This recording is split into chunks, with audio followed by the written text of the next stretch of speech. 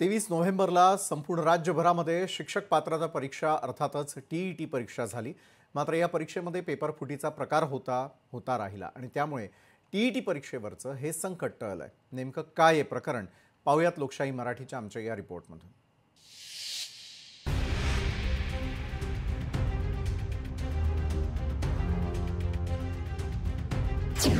टीईटीची संभाव्य पेपर फुटी कोल्हापूर पोलिसांनी रोखली। पेपर फोडणाऱ्या टोळीचा पोलिसांकडून पर्दाफाश। शिक्षण विभागातील मोठी अफरातफर रोखण्यात यश। कोल्हापुरात टीईटी परीक्षेचा पेपर फोडण्याचा कट पोलिसांनी उधळून लावलाय। कागल तालुक्यातील सोनगे गावात एका फर्निचरच्या दुकानात हा सगळा कट शिजत होता। साताऱ्यातल्या महेश गायकवाड या सूत्रधाराने परीक्षा देणाऱ्या विद्यार्थ्यांना हेरून 3 लाख रुपयांना पेपर विक्रीचा प्रयत्न सुरू केला होता।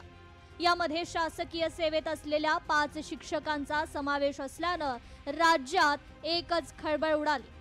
पोलिसांनी परीक्षेच्या आदल्या रात्रीच त्यांना ताब्यात घेतलं असता काही संशयास्पद गोष्टी आढळून आल्या।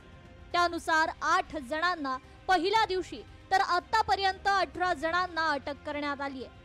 दरम्यान या प्रकरणाची व्याप्ती वाढण्याची शक्यता पोलिसांनी वर्तवली आहे।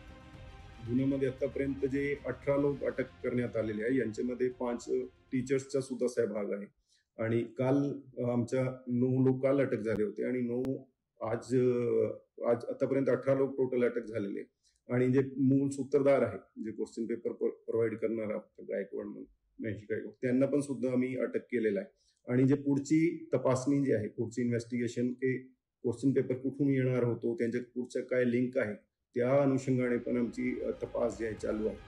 पोलिसांच्या सतर्कतेमुळे मोठा कट रोखण्यात यश आलं, अन्यथा फेरपरीक्षा घेण्याची वेळ यंत्रणेवर आली असती। या प्रकरणात शासकीय सेवेत असलेल्या शिक्षकांची नावं असल्याचं समोर आल्यानं शिक्षण विभागानेही याची गंभीर दखल घेतली। सगळ्या शिक्षण अधिकाऱ्यांकडून गुन्ह्यात दाखल असलेल्या व्यक्तींची माहिती मागितली असून त्यात जर त्यांचा सहभाग आढळला तर कारवाई करू असा इशारा शिक्षण अधिकारी मीना शेंडकर यांनी दिलाय। सद्यस्थितीत माझ्याकडे एफआयआर आहे, त्यामध्ये ज्या 8 लोकांविरुद्ध गुन्हा दाखल झालेला आहे तर मी सर्व गट शिक्षण अधिकाऱ्यांना आता पत्र दिलेलं आहे की हे 8 पैकी आपले कोणी कार्यरत शिक्षक आहेत का याची खातरजमा करा आणि उलट टपाली आम्हाला अहवाल पाठवा। तर असं आम्हाला निदर्शनास आलं की आमचे कार्यरत शिक्षक याच्यापैकी कोणी आहे तर नियमानुसार पुढील कारवाई होईल। दरम्यान पोलिसांनी वेळीच हस्तक्षेप केल्यानं पेपर फुटी रोखण्यात पोलिसांना यश आलंय। त्यामुळे हा पेपर फुटला नसून परीक्षार्थींनी घाबरून जाऊ नये असं आवाहन शिक्षण विभागाने केलंय।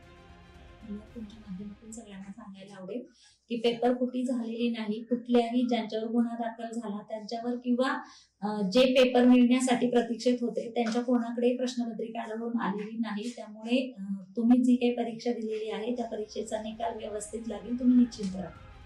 यावेळी सरकारने घेतलेली ही परीक्षा विशेष होती। सेवेत असलेल्या शिक्षकांना देखील ही परीक्षा अनिवार्य करण्यात आली होती। मात्र या शिक्षक पात्रता परीक्षेच्या संभाव्य पेपर फुटी प्रकरणात शिक्षक अडकल्यानं ते शिक्षक होण्याच्या पात्रतेचे आहेत का असाही सवाल आता उपस्थित होतोय। सतेज औंधकर, लोकशाही मराठी, कोल्हापूर।